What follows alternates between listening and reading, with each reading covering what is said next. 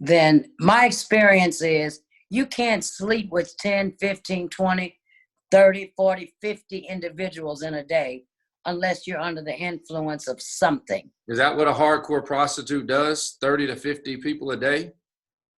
I don't know. Yeah, if they can, it depends on how big your habit is.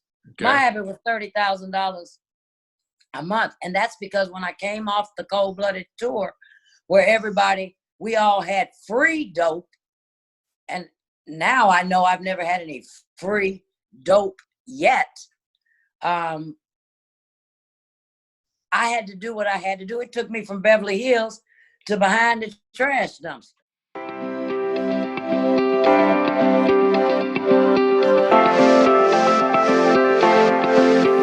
Hello and welcome to another exclusive interview by Recovery Today magazine at recoverytodaymagazine.com. Hello, my name is Brandon Holt, aka Be a Hope Dealer.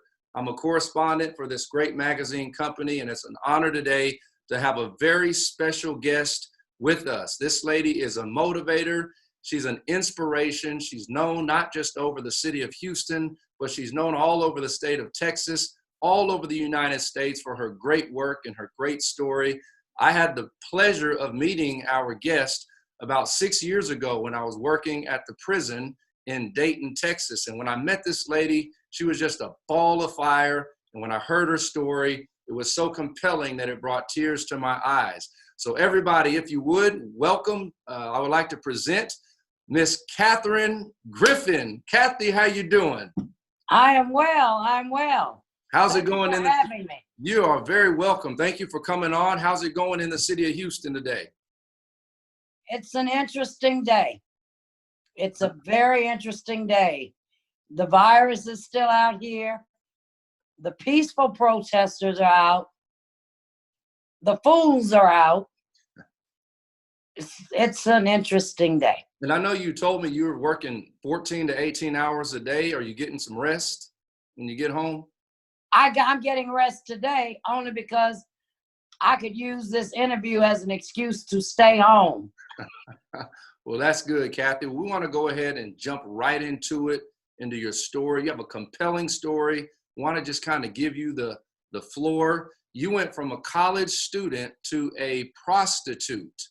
And I want to know, what was that like? Take me back on how you grew up, what kind of environment you went to college, turned to prostitution. How did that transition into that world start? It's kind of unorthodox because I was born in Inglewood, California, and we moved to Hattiesburg, Mississippi in 1964 in the pandemic of the civil rights movement. And at that time, I grew up believing that I was Kathyrn Griffin. And many years later, I found out that I had been adopted. Matter of fact, in 1986, but I was never told that I had been adopted. And every time somebody would tease me and say that I had, my mother would tell me, here's your birth certificate. No, you're not. So who was I going to believe? Peers or my mother? I chose to believe my mother and upon understanding that, things kind of got off track because everything that I thought to be the truth, I found out the majority of it was a lie. And I used that, I think, unconsciously in the beginning as an excuse to do the things that I did, and falling into the po-oh me syndrome, which po-oh me, I was lied to, I was adopted, pour me another dope sack, pour me another drink mentality. But to back it up, I was raised with a very awesome family. I grew up in the Baptist church, choir director, singer, piano player, studied music as a child, Italian opera, classical piano. I played flute and piccolo in the band. I was in all types of organizations. I knew who Jesus Christ was. I knew who God Almighty was. I knew who the Holy Spirit was. And it all kind of started because us being just little silly choir members on the church, going to the country singing union, not the singing union, the singing union. We'd be on the back of the bus and somebody would post some TJ Swan or some Boone's Farm inside the Hawaiian Punch. And we didn't know we were drinking and drunk. I mean, we knew we were drinking. We didn't know we was getting drunk. No wonder we could sing so good. But because the parents that raised me were not substance abusers, they were occasional substance users. I didn't know anything about the disease of addiction at that time. I couldn't understand how the disease of addiction fell on me when everybody around my entire being were not addicts or alcoholics. And finding out that I was adopted and that my biological immediate family were all substance abusers. It all made sense. So. Okay, so you got into drinking at an early age. I didn't like the taste of liquor. Okay. But I liked the taste of marijuana. Okay. Because we would smoke weed and then go in the grocery store and eat up all the people's shit. So, Kathryn, take me into, you went to college, and then while you're in... I started college at the age of 16. I came to Texas Southern University in 1977 on a scholarship, and I'm going to pause it right there because in order for everybody to understand the patterns and the winding roads of different types of addictions and trauma, you got to know the whole story. And it took many, many years for me to understand the entire history of how I started at A and ended up at Z with all of the snake turns and moves in it. Okay. So I came to Texas Southern and I left. It was important that I hurry and finish high school because my real boyfriend, to me, I started seeing this young man at the age of 14, and he was 28 years old. And he was a professional football player. And he loved me, and you couldn't tell me anything other than that. And he drove a Eldorado Cadillac. You couldn't tell me that he was interested in me. And he was going to make me be a real woman. And I fell for all of that, hook, line, and sinker. And I lost my virginity to this adult male.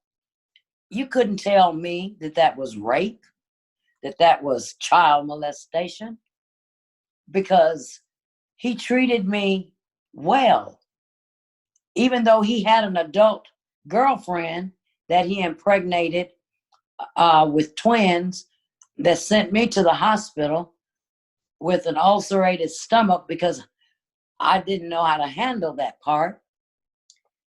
And my mother cried endlessly because I would tell her, I can't wait to get up out of this hole. And she told me it'll be a many a day you wish you had this hole to come back to. And I only wanted to get out of there so I could be with this man. And an interesting thing happened along the way. When I got to Houston, Texas, he wasn't interested in me like he had been prior to that, because now I'm in the dormitory and I'm around older young people. Most of them were 18 and older. And I was able to go and socialize, and I was able to get into the nightclubs, Faces, Pizzazz, and that's before your Yeah, time. You that's don't know nothing before about my all that. time. Screaming Eagle, you don't know nothing about that. And I couldn't understand why he wasn't interested. I mean, it was decades later, now that I understand child molestation and pedophilia and the different levels and types of it, that my innocence was gone. But what it had done to me by infecting me with a sexual experience before my time, Mm-hmm. it changed the whole layout of everything that I had put into place, on the seeds that my parents had planted for everything that I wanted to be. You had So a my whole new heart was perspective, broken. and you had a whole new perspective now. At 14, your virginity was taken, and your young girlhood was gone, basically. And And so, I'm 15 and then 15, 16 years old in college. You couldn't tell me anything. And a lot of individuals to this day have failed to see the patterns because of childhood molestation that they don't even call molestation. You could not tell me that this man did not love me and that I didn't love him. You could not tell me that. And I asked him, I saw him a few years ago, and he's in his 70s now. And I said, do you feel bad about taking my virginity as a teenager? Because I was looking for some kind of forgiveness to have for him. mm-hmm. And he told me he knew exactly what he was doing. Mm-hmm. And I went, okay. So that was common to him, but it was new to you, and it stayed with you your whole. So you went from college, you got into the lifestyle of the music business. The music business. Rick James. Yes. All right. Well, before that, I went on the road with the national tour for the Wiz. The conductor was Larry Ball, and I had auditioned to be an orchestra singer, but Larry, I started dating Larry Ball, and he was also Smokey Robinson's bass player, and we are friends to this very day, right till this day. He was such a good guy. Oh my God, the nicest, no cursing, no drugs, no drinking, just the most talented individual you'd ever want to meet. And I'm wild and crazy, and I had already experienced marijuana. I didn't like to taste the alcohol, and you couldn't tell me anything now because I came out of the country. When I got to the city and saw these lights, I lost my mind. I just went berserk. But anyway, so when I came back from that tour, because I traveled with him, and I don't know what happened to the orchestra singing because I was with him. Because you got to understand, at this point in my life, I had sex on the brain. Mm-hmm. And I'm thinking that sex would identify me with somebody. And I was on the rebound, basically trying to get over the first love of my life that had broken my soul, my spirit, everything. And then I was introduced to Rick James. And I think he was auditioning during that time for the Mary Jane Girls. Before you go there, let me tag into what you just said. So at 14 years old, you thought, wow, this guy really loves me. And then y'all ended up parting ways, but in your mind, sex was on the brain, kind of like sex and love addiction. And that sex is what made you feel validated and accepted. So you would find yourself, okay, if I sleep with this person, they're going to love me. They're going to care for me because of your experience when you're 14 years old. So you got into the music industry, and that became a part of your mind. Okay, if I give up myself, these guys are going to really, really love me and care for me. One of them is going to love me. One of them is going to love me. Okay. So you said Rick James, and you were talking about that? So I ended up meeting Rick, and then I met Rick's brother, Carmen, and I dated his brother. And I was 210 pounds by this time, because at this point, my mother had sent me to the psychiatrist. They said I was bipolar, hipolar, tripolar, dipolar, all them polars. And they put me on lithium bicarbonate. Okay. Whatever the milligrams were, and I blew up like a balloon. Whoosh, and my nickname in college was Big Kathy. Mm. And, you know, I tell people that today because they're like, there's no way you were ever 210 pounds. Then I had to pull up them old majorette pictures. But anyway, being on tour, on that cold-blooded tour in '83, I had already, somebody had introduced me to cocaine. I saw it, you know, and I think I snorted a few lines here and there when I was out. But before that, mind you, when I was in college still, because I went 2 years to Texas Southern and a year and a half to University of Houston. Before the Rick James stuff, I got married to a football player named Jose Taylor, number 90 for the Houston Cougars, who got drafted to the Baltimore Colts. And then he played in the USFL with the Houston Gamblers. And the reason why I was even searching for athletes is because my first was a pro athlete, and in my mind that had been distorted. And science can prove that when children have been sexually manipulated, that the chemistry changes in the brain, and the way you think and your thought patterns are all the way, you know, they become disconnected. Kathryn, let me ask you this. What goes on in the mind of someone who's prostituting themselves and drug use? Is it almost imminent that drug use is a part of prostitution, or can you separate the two? Because I noticed yours went together. Some people, believe it or not, and that's a very low number, have been able to actually service individuals sexually and not become addicted to drugs. But if you are a hardcore prostitute and if you have a drug addiction, then my experience is you can't sleep with 10, 15, 20, 30, 40, 50 individuals in a day unless you're under the influence of something. Is that what a hardcore prostitute does? 30 to 50 people a day? I don't know. Yeah, if they can, it depends on how big your habit is. Okay. My habit was $30,000 a month. And that's because when I came off the cold-blooded tour where we all had free dope, and now I know I've never had any free dope yet. I had to do what I had to do. It took me from Beverly Hills to behind the trash dumpster. Did you ever have that moment, Kathy, where we hear the term rock bottom, and a lot of times our rock bottom is not actually rock bottom. There's a deeper bottom.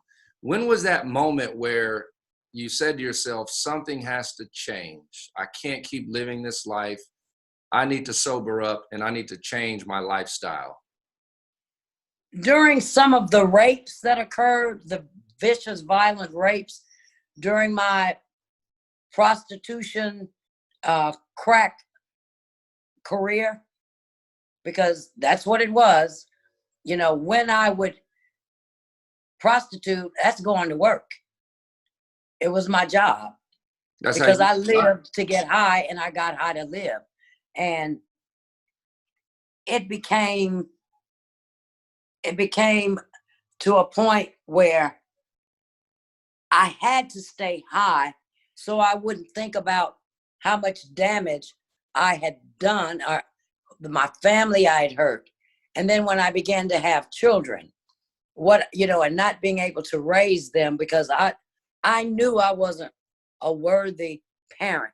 And the best thing I could have ever done for my children was to give them up to my mother. And when she passed, they went to their grandmother. And the oldest daughter's grandmother, and she took all three of them. And then other community friends helped to raise, the community raised my children.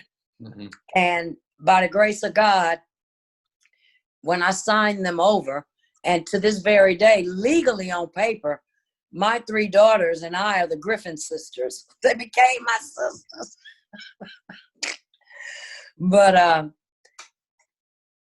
that's the beautiful thing about recovery, because my three daughters and my grandchildren and I could have never imagined or wished for a closer knit, bonded family than what I have right now. But I'm skipping past all of the darkness to even tell you that. You wanted them to see, you wanted them to see a sober mom. I didn't even think that was possible. Didn't think it was possible. Oh, no. And isn't it amazing just listening to you? It sounds like your children never gave up on you. They always had you in their hearts and their prayers. They had me in their hearts and prayers, but they didn't see any. I mean, I went to 22 rehabs. It don't take 22 colleges to get a bachelor's degree. I got a doctorate degree in hoecology, crack anatomy, prostitutionology. Are you kidding? Mm-hmm. So the way, I mean, rock bottom hit so many times. You know, when my mother died, I was getting high on Sunset Boulevard in Los Angeles, in Hollywood. And when I found that out, and then my biological father bought me a ticket to come to the funeral, and I stopped at the dope house and almost missed the flight to come.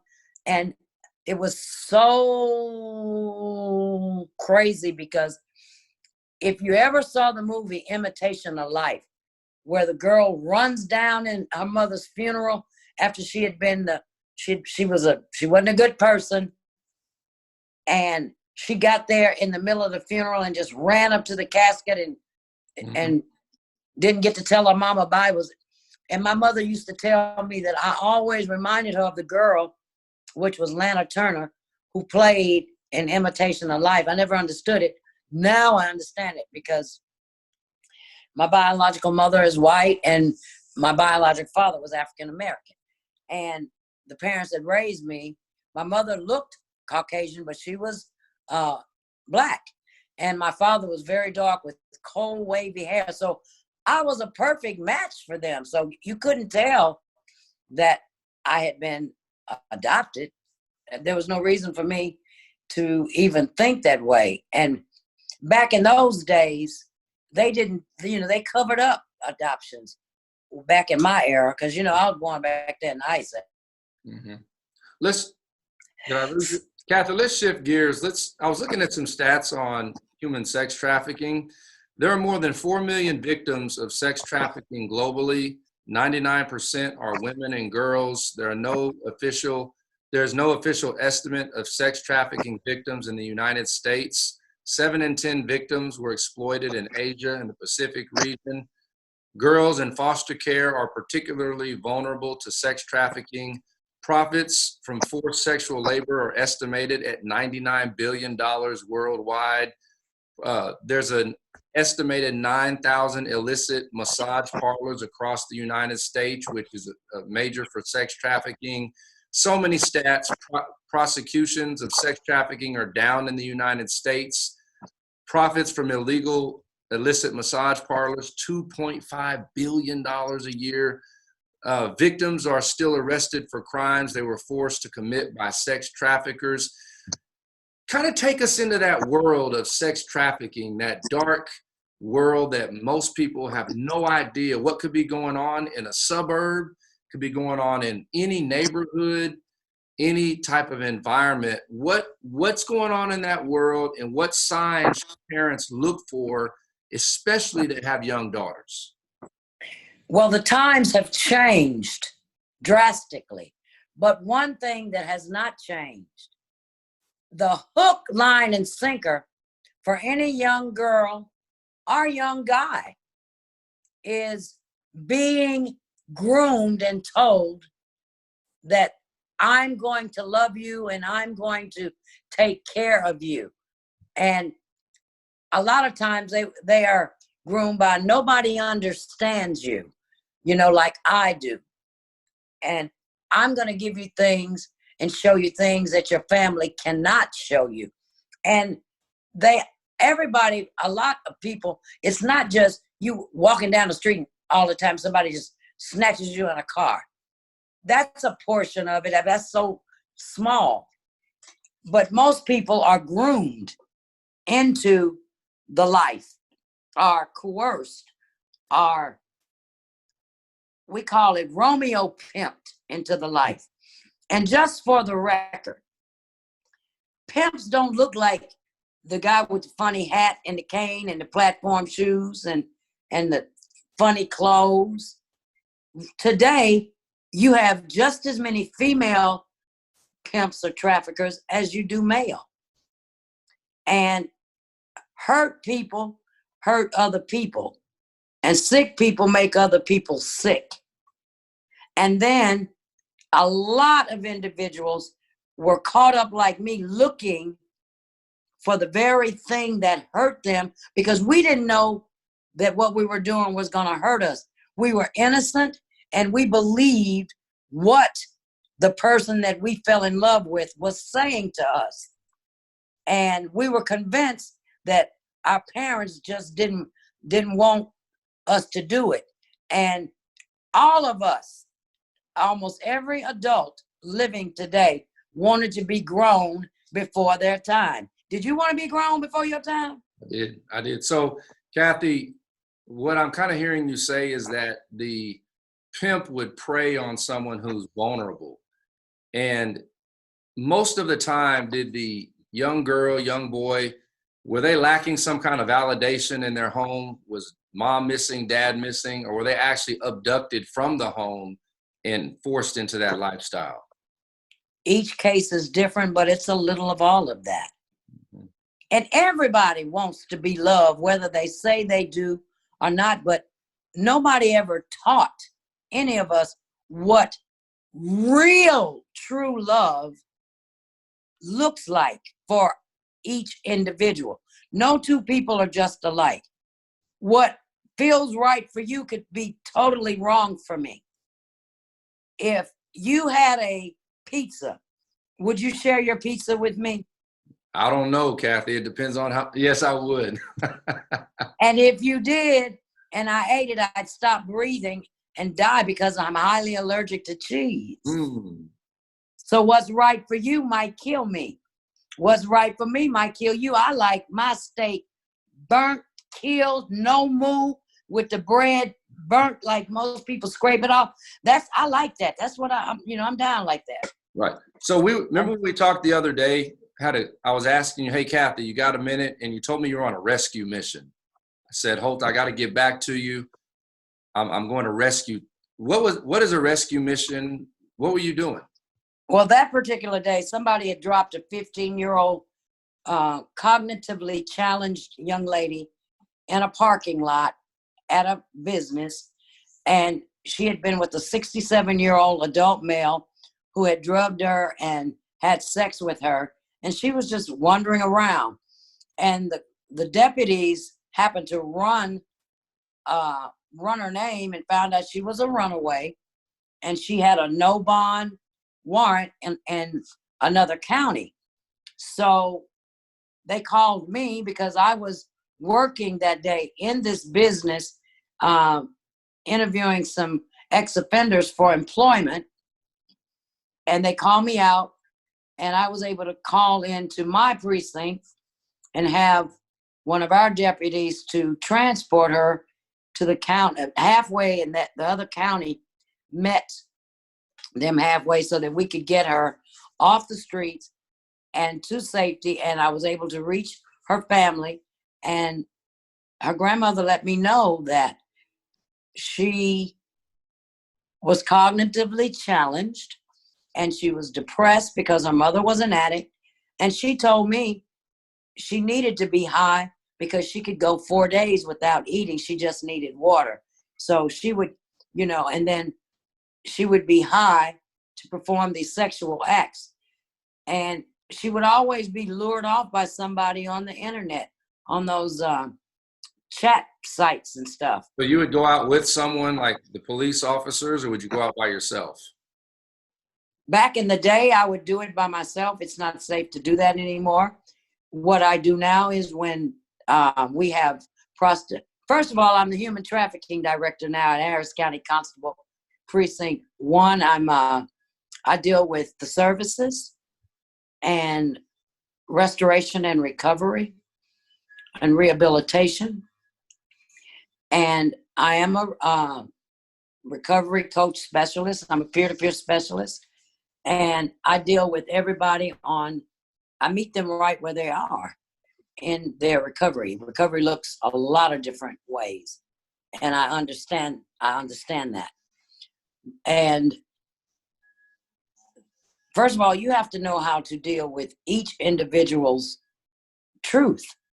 What might be true to them might sound crazy to you. What might be true to you might sound crazy to them. So you have to get to know the individual and go to the root of what's really going on. And it doesn't happen in 30, 60, 90 days. Everybody's different. I mean, I was an avid AA, NA, 12-stepper. I've never found a lie in the 12 steps. But for me, the reason why I went to 22 rehabs and didn't seem like I could get it together is because there was one thing that I was taught. And this is just me. This isn't it. I mean, this might not be anybody else's truth. But after learning who I am and whose I am and why I am, I came to this conclusion. It would say, once an addict, always an addict. So I would always say, well, fuck it. They say I'm always being an addict, so I'd go get sober, go to treatment, fatten up, make sure I hadn't caught anything that they couldn't get rid of, and go smoke me some more dope. Because they say I'm always be a drug addict. But there was it went a little bit further, and I don't think it was emphasized enough. It wasn't made clear to me. It said, but some of us have recovered. And they would always, in the meetings, say, I'm a recovering addict. Well, I haven't had no crack cocaine since November 14th, 2003. And here's the way I look at it. If I ain't smoked no crack since then, and I loved it because I lived to get high, and I got how to live. And I loved it. And if I could still smoke crack today, and I can't deal with the consequences of crack, I would probably be, like you drink a Coca-Cola or something like that. But I'm allergic to cocaine. It don't work for me. Anyway, Okay, so let's go into kind of bring it kind of to an end. Tell me about been there, done that. Been there, done that. You wrote a curriculum for human trafficking. Which changes constantly because the face of sex trafficking and prostitution and strippers and escorts and sugar babies and sugar mamas and sugar boys and all of that changes quite frequently. There is no cookie cutter wellness treatment plan that blankets the entire population of people in the sex industry.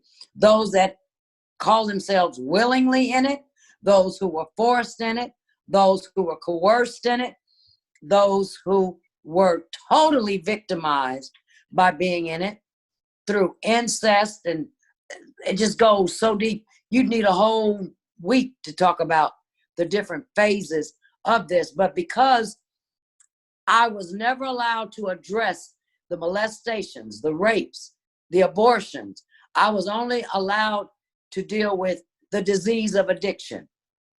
That there's a cell lodged in the base of the medulla oblongata. And the first time I took a sip of alcohol, it activated my disease.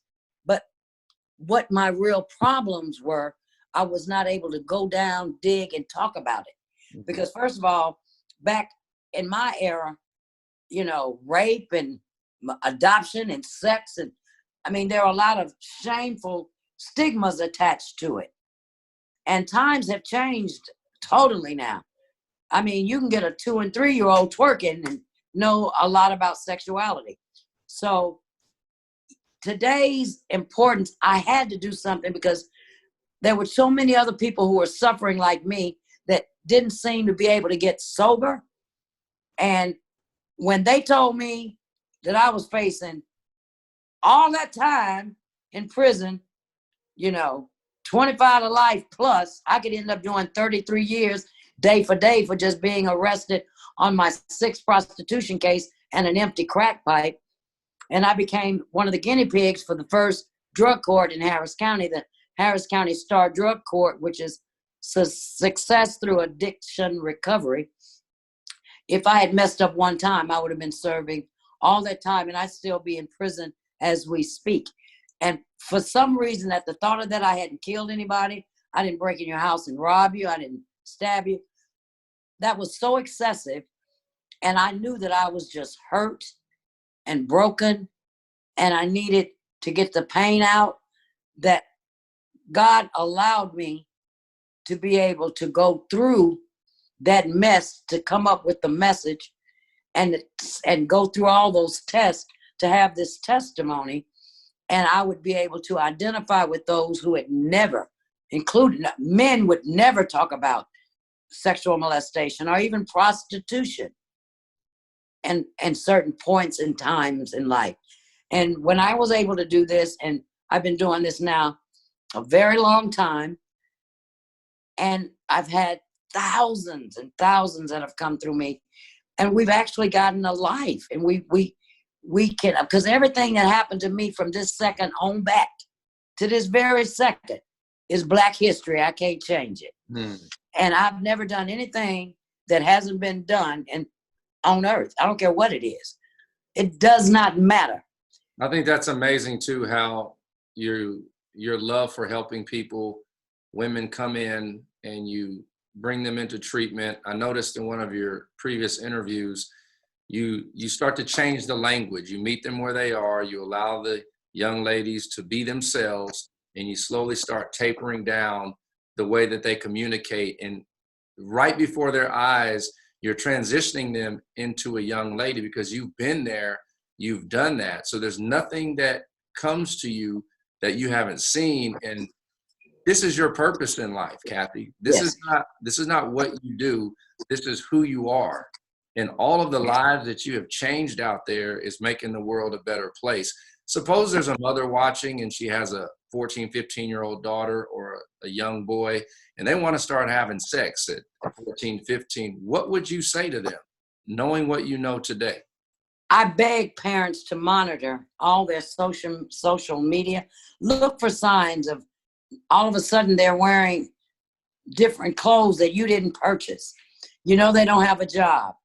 I beg parents to stop allowing their sons and daughters to have these sleepovers, letting their boyfriends spend the night, and they're still teenagers. I mean, I also have asked parents, and this is important.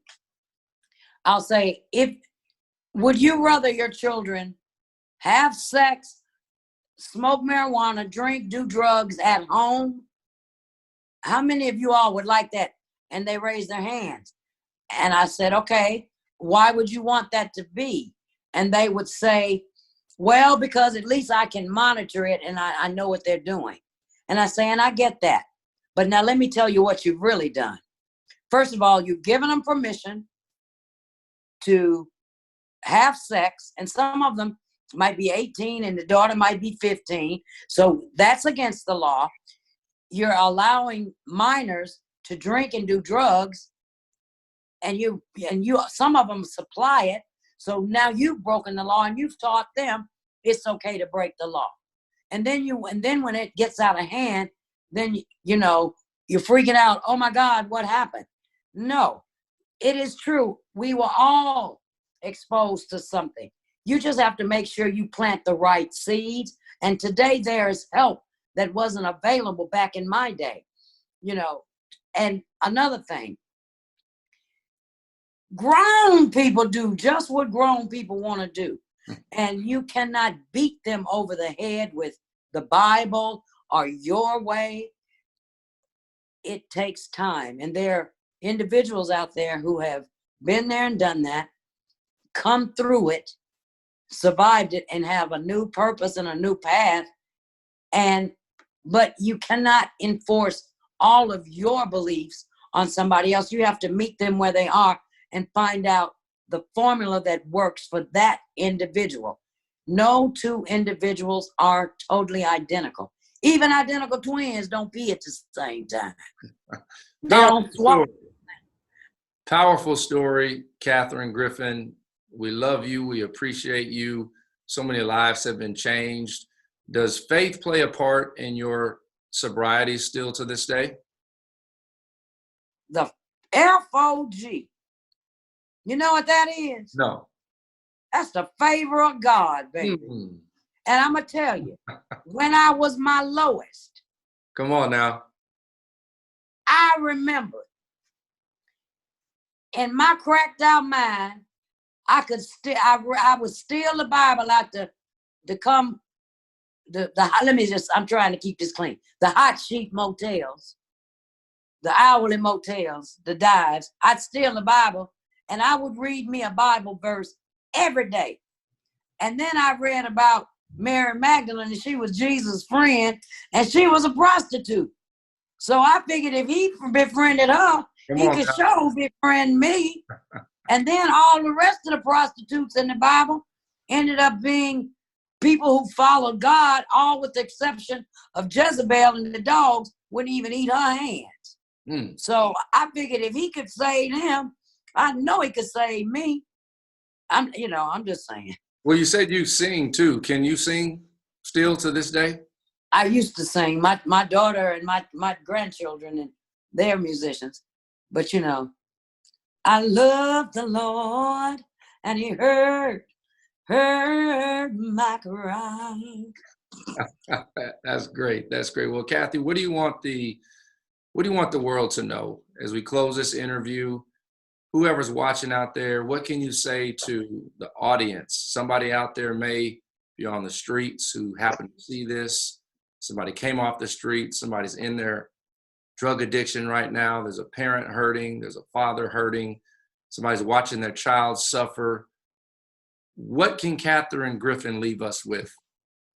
When in recovery, especially from the sex industry, addictions of any type, once you take the step to start your recovery, stop counting it.